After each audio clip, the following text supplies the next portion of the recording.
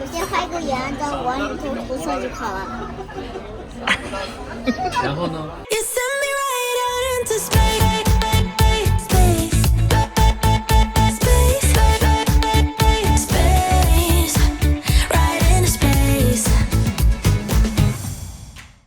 ？Disney Wish 真的很棒，很好玩，但我们可能暂时不会再去玩了。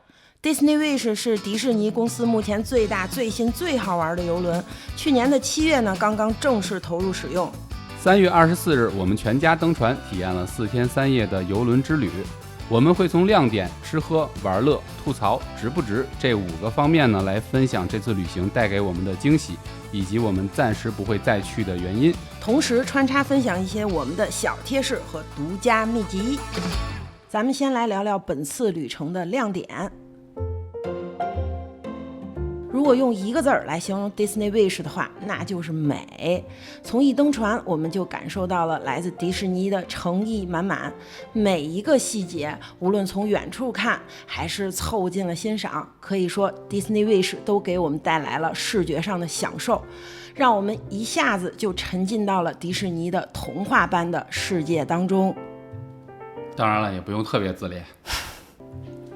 从我们住的房间到邮轮上的公共设施，从邮轮上面的小店，再到迪士尼小岛上的沙滩，我们都可以用养眼来形容，各种颜色、各种材质、各种的形式，让我们觉得这次邮轮之旅呢，就像是在逛博物馆一样。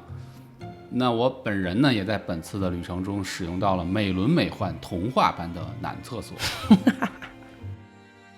漂亮的环境呢，可以大大提高孩子的审美。更重要的是，这个童话般美好的旅程会成为孩子一生难忘的美好回忆。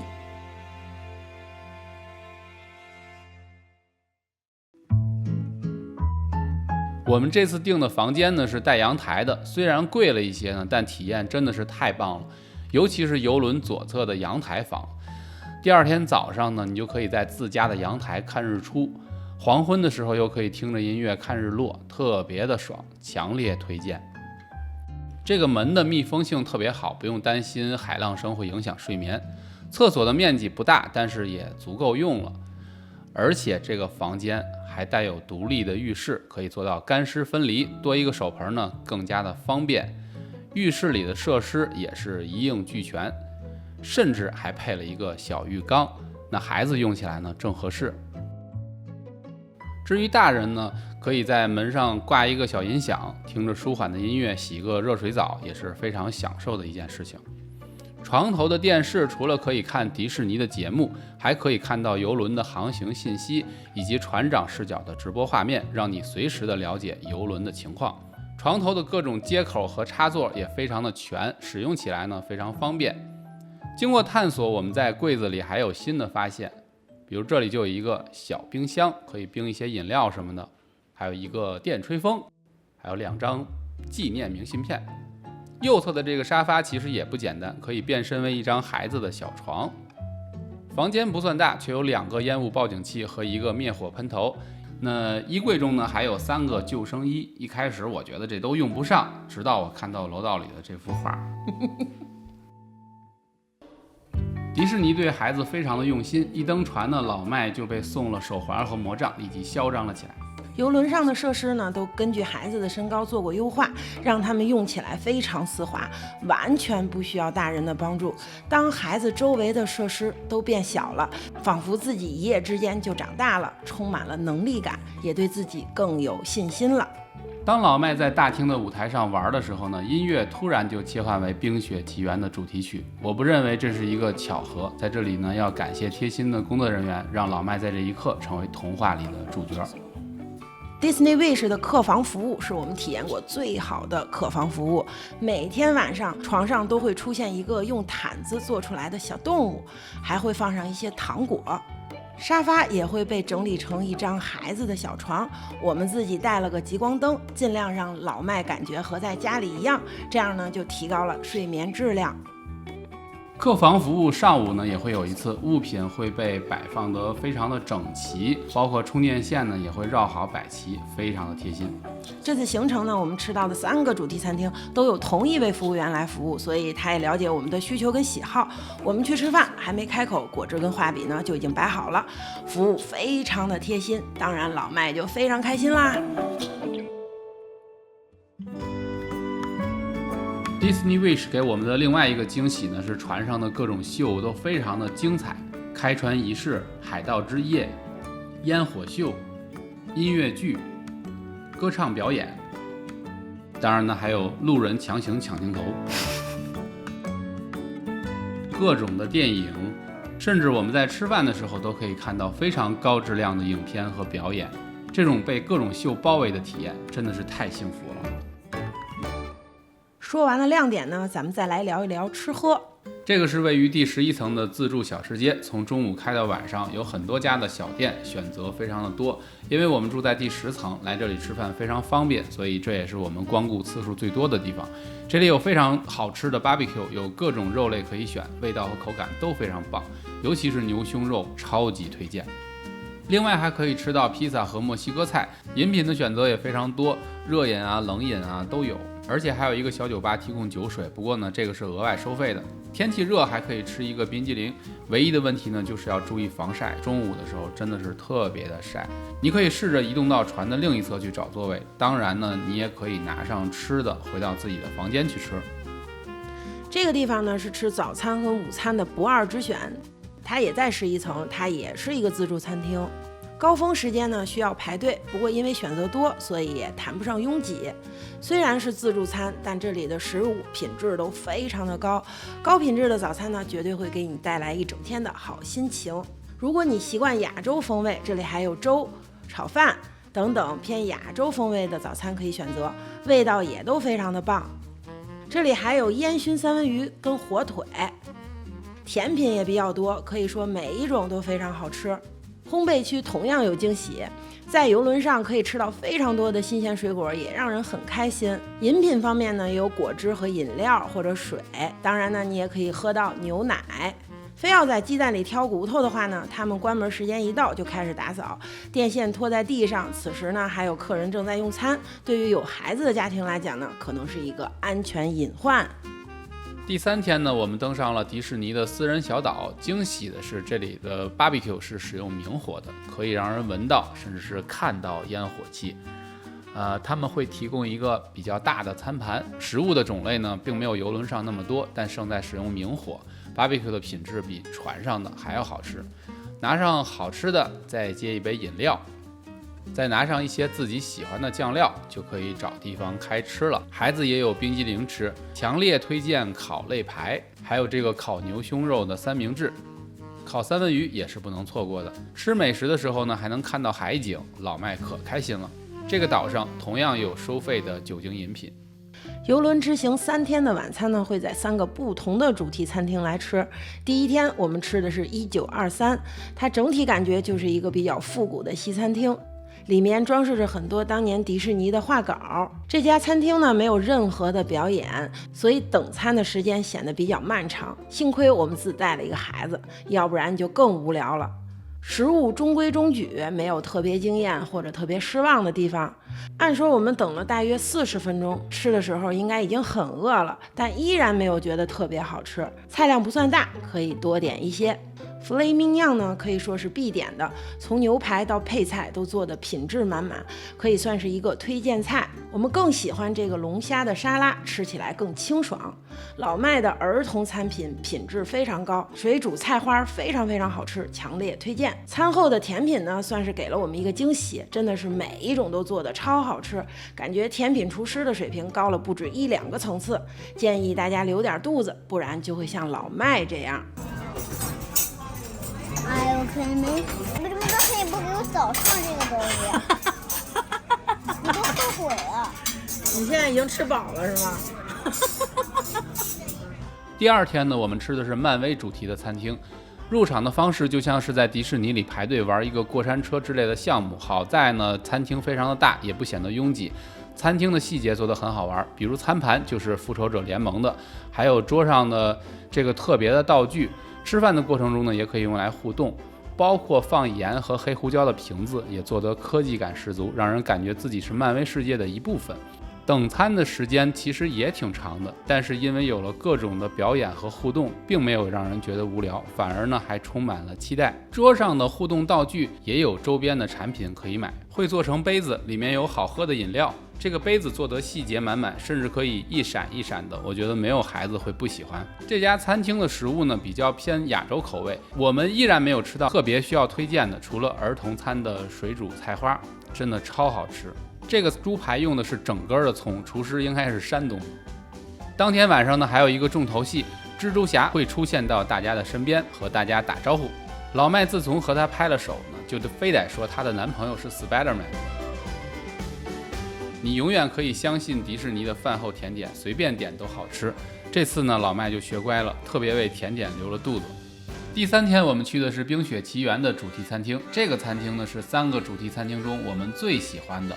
它的细节做得超级好，让你有一种身临其境的感觉，大饱眼福。而且那个童话般的男厕所呢，我就是在这里上。如果有时间的话呢，推荐大家白天来参观一下这里，每一个细节都可以说是诚意满满。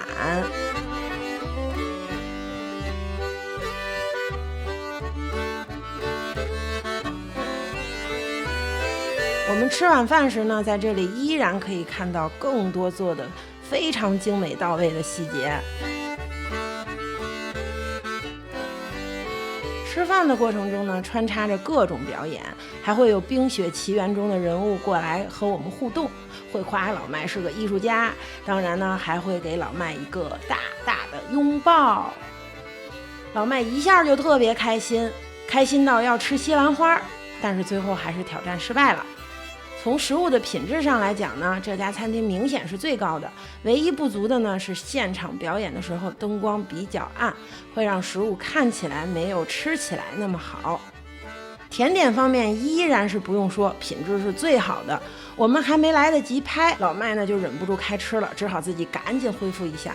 转天早上，也就是行程的最后一天，我们选择了在这里吃早餐，也是体验非常好的。游轮上呢还有一个甜品店值得去逛一下，非常的养眼。这么说呢，是因为它玻璃上贴了膜，光线好，但是不晒也不热。你可以坐在窗边上吃着冰激凌，欣赏无敌的海景。相信这一整天呢，都会因为这个有非常好的一个心情。店里边卖各种各样的好吃的糖果呀、甜点呀、冰激凌啊，而且就它的品质来讲，它的价格是非常良心的。说完了吃喝呢，我们再来聊一聊玩乐。其实一上这个游轮呢，我们就参加了一个开船仪式。这个开船仪式呢，一下就可以把你从现实世界拽到这个童话世界里面。孩子至少是非常沉浸的，我也非常的沉浸。本来第2天呢，我们应该下船去拿骚的，但是我们担心老麦太累了，所以就选择在船上跟各种各样的卡通形象合影。结果没想到呢，一点也不轻松，因为他卡通形象实在是太多了啊！还有他最喜欢的迪士尼公主们，公主们跟蜘蛛侠拍手，跟黑豹握手，跟艾莎拥抱，很忙的美死了。第2天的晚上呢，会有一个活动叫做海盗之夜。除了看表演之外呢，还可以看到非常漂亮的烟火秀。整个活动是非常嗨的，就是各种给孩子带节奏，氛围感十足。这个我想起了救生衣。船上呢有很多的游泳池，除了游泳池之外呢，还有一个超长的滑梯，可以带孩子体验一下。而且呢，还有电影，一边看电影一边游泳，多爽！说到玩水呢，就不得不说第3天的行程，我们还可以下船登上迪士尼的私人小岛。这个小岛呢，可以说是风景如画，在这个岛上就可以玩各种各样的水上项目，特别的爽。就是大家也可以走着去岛上，岛上还有托管孩子的地方，当然我们就得带着老麦了，让他也有一个更好的体验。岛上的设施有限，所以你要提前占位置，因为相对来讲还是比较卷的。推荐在岛上游泳，因为它这水质非常的清澈，并且呢浮力又大，游起来不费劲儿，而且外面是热的，水里是凉的，游起来非常舒爽。他游了20分钟，嘿嘿。当然你回程的时候就可以坐这样的车去回去，要不然太晒了。你看就晒成这样，不下水的人就这样。这看上去挺近的，但实际上要走起来也得走个15分钟左右，所以其实挺晒的。大家回去的时候可以冲一冲啊，然后拿一个凉毛巾之类的，这样就防止中暑。一定要注意防暑。游轮上还有小美人鱼和阿拉丁2个音乐剧，这2个音乐剧非常的精彩，结合了声光电各种技术，所以一定不要错过。而且每个音乐剧呢是30分钟，不长不短，非常适合孩子。游轮上呢还有专门孩子玩的俱乐部，这个入口就设计的非常巧妙，孩子通过滑梯就可以进来，非常的开心。那这个素材呢是我们之前开放时段进来录的，平时这里边只能有孩子出现，所以大人可以放心的把孩子托管在这里边，愉快的去玩耍。到了晚上呢，还有 Silent Dance Party 这种在我看来比较奇怪的存在，大家戴上蓝牙耳机，不同的颜色呢就代表不同的音乐，可以听自己的歌，跳自己的舞。这个老麦觉得有一点尴尬，所以他就没有跳。但是妈妈觉得不尴尬，尴尬的就是老麦。在游轮上呢，还有一个这样的礼品店，店里呢还卖一些日常用品，像孩子的尿布呀，还有牙刷啊，就是日常生活中用品都有。所以如果大家没有带全，也不用担心，可以去这里买。当然呢，还卖一些迪士尼的礼物，像这种玩具呀、衣服呀，如果你喜欢的话呢，可以买回去带回家作为礼物。还有这种高级的首饰啊、手表啊，反正你想消费的话呢，这里也可以消费啊。也有这样的精美的做发型的理发店。当然你也可以通过这个机器呢去购买你所有看到的喜欢的画，你都可以通过这个机器带回家。船上呢还有4个电影院，放的呢都是迪士尼比较新的电影，大家可以根据自己的喜好呢去选择。甚至包括这种露天的电影院，你都可以去选择，白天晚上都有很精彩的电影去看。如果你特别自律的话呢，这个船上甚至还给你准备了一个健身房，它的设施是非常齐全的啊。这个时段我们去的时候没什么人，它是早上6点到晚上10点都有，设施也是非常齐全的。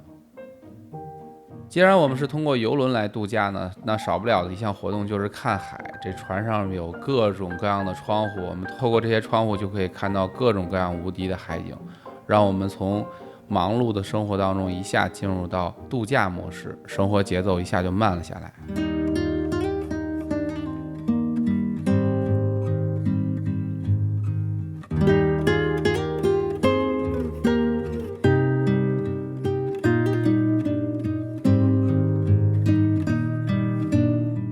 我也要推荐一个我个人非常喜欢看海景的地方，就是从健身房出来，旁边有个小门儿，走出去就到了甲板。甲板走到尽头呢，上楼梯就来到了船头。这个地方呢，就是咱们最开始在酒店房间电视上看到的那个地方。这里的视野非常的宽阔，所以能看到特别棒的海景。当然你站在船头呢，还可以看到驾驶舱，这个驾驶舱非常有现代感，可以拍出非常好看的照片。我们在这里也让老麦给我们拍了照片。我可以，太好看了。甲板上呢很晒又非常的热，所以呢推荐给大家一个小窍门，就是从健身房里拿一块凉毛巾，把它放在头上，这样呢既防晒又能降温，特别的舒爽。一个小窍门分享给大家。游轮上的门啊，还有墙壁啊，其实都是铁的，所以我们可以利用磁吸的原理呢来进行装饰。在游轮上去装饰这个大铁门是一个传统，大家可以看到各种各样的都有。你也可以在门上挂一个这样的袋子，进行交换礼物的活动。那有的家庭呢，还会把自己去过的游轮都贴在门上或者是墙上，你看它都贴不开了，我感觉它就没下过船。那我们准备的就比较特别了，我们是把老麦画过的画和拍过的照片打印成这种小照片，放在磁吸套里贴在门上，给它办成了一个小小的个人艺术展。我觉得这对老麦是一个莫大的认可和鼓励，也帮助他建立自信心。总体而言呢，这次旅程我们非常满意，但是也有一些美中不足的地方。比如我们预约的登船时间呢是12点45，我们提前半个小时就到了，但是在停车场门口居然排队排了半个多小时，所以差一点迟到，让我觉得预约了个寂寞。我们真正登上船呢是1点20，但是在2点之前，我们都必须自己想办法打发时间，因为他们还没有准备好房间，甚至很多人就在楼道里边就这么等，让我们觉得登船这件事儿呢不是很丝滑。虽然我们乘坐的游轮非常的大，但它毕竟是一条船，所以呢，海上行驶的时候会有一些颠簸。像我们每天吃晚饭8点以后，就感觉船在加速，所以船就很颠簸，就有一点晕。当然也有可能是我们就是比较倒霉，正好赶上那时候风浪比较大，我们也分不清楚。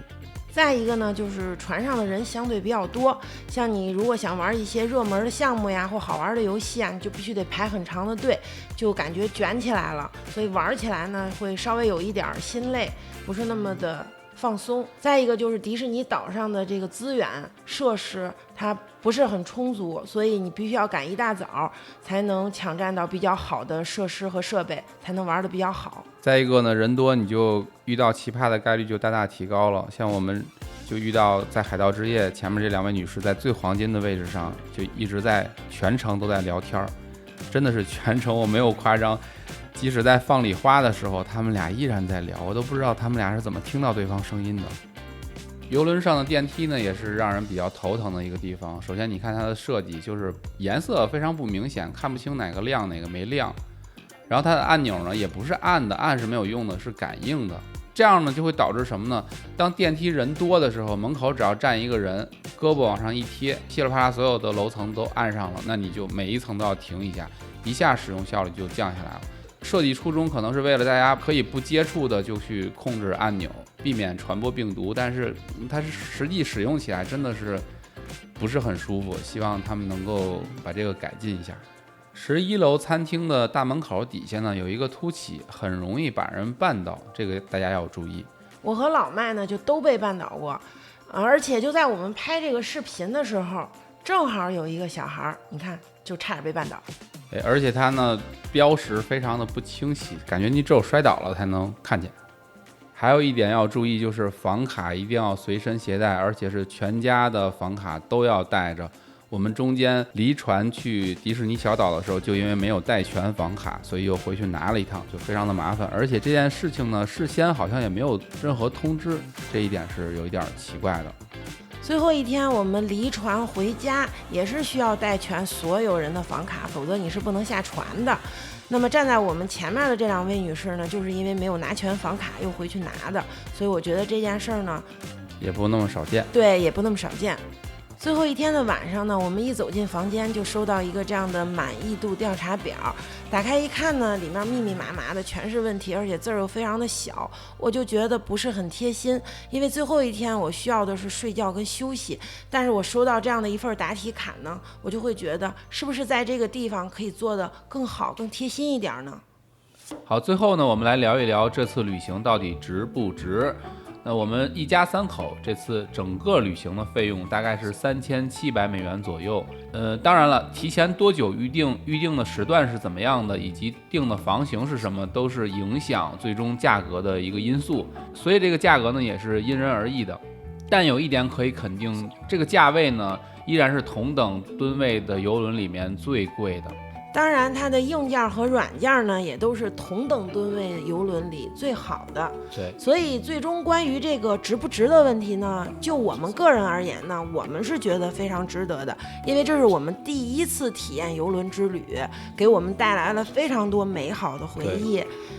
但是呢，因为我们本身住在奥兰多，挨着全世界最大的迪士尼乐园，所以船上的那些有关迪士尼的项目跟游戏对于我们来讲并不陌生。再加上我们本身就住在佛州，3面环海，所以那些海景对于我们来讲也没有那么的新奇。所以近期来讲，我们应该不会再通过邮轮的形式去进行旅行了。但我个人依然认为这个值不值的问题呢是非常个人化的，是因人而异的。我也相信大家通过看完我们整期视频会有自己的一个判断和感受，也欢迎大家和我们在留言区进行互动。对，那非常感谢大家看到这里，我们下期再见，拜拜，拜拜。哇，那个好好看，哎，还没关。